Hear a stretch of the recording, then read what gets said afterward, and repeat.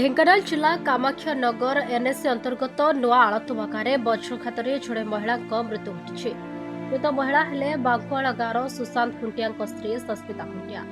ସୂଚନା ଅନୁଯାୟୀ ସସ୍ମିତା ନୂଆ ଆଳତୁମା ସ୍ଥିତ ଭଡ଼ା ଘରେ ବାହାରିଥିବା ସମୟରେ ସ୍ଥାନୀୟ ଲୋକଙ୍କ ସହଯୋଗରେ ତାଙ୍କୁ ଗୁରୁତର ଅବସ୍ଥାରେ କାମାକ୍ଷାନଗର ଉପଖଣ୍ଡ ଚିକିତ୍ସାଳୟକୁ ନିଆଯାଇଥିଲା।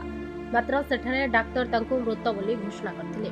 ସସ୍ମିତାଙ୍କ ସ୍ୱାମୀ ସୁଶାନ୍ତ ଖୁଣ୍ଟିଆ କାମାକ୍ଷାନଗରରେ ମାର୍ବଲ ମିସ୍ତ୍ରୀ ଭାବରେ କାର୍ଯ୍ୟ କରୁଥିବାରୁ ଉଭୟ ସ୍ୱାମୀ ସ୍ତ୍ରୀ ନୂଆ ଆଳତୁମା ଗାଁରେ ଏକ ଭଡ଼ା ଘରେ ରହୁଥିଲେ।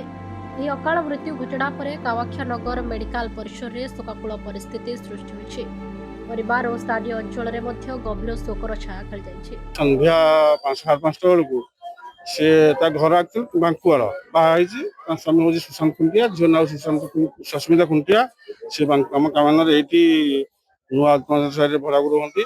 ଆଉ ସନ୍ଧ୍ୟା 5:20 ବେଳକୁ ଜଷ୍ଟ ବାହାରକୁ ଆସିଛି, ଜୋରରେ ବଜ୍ରପାତ ହେଲା, ସେ ଟଳି ପଡ଼ିଲା। ସାଙ୍ଗେ ସାଙ୍ଗେ ଟିକେ ମେଡିକାଲ ଆଣିଲେ, ମେଡିକାଲ ଷ୍ଟାଫ ଡାକ୍ତର ଯାହା ଅନୁସାରେ ଥିଲେ, ଟିକେ ସୁବିଧା ଏତେ ପାଇଲେନି, ସାଙ୍ଗେ ସାଙ୍ଗେ ସେ ଡେଥ୍ ବୋଲି ଘୋଷଣା କଲେ। ଢେଙ୍କାନାଳରୁ ହରେକୃଷ୍ଣ ରାଉତଙ୍କ ରିପୋର୍ଟ।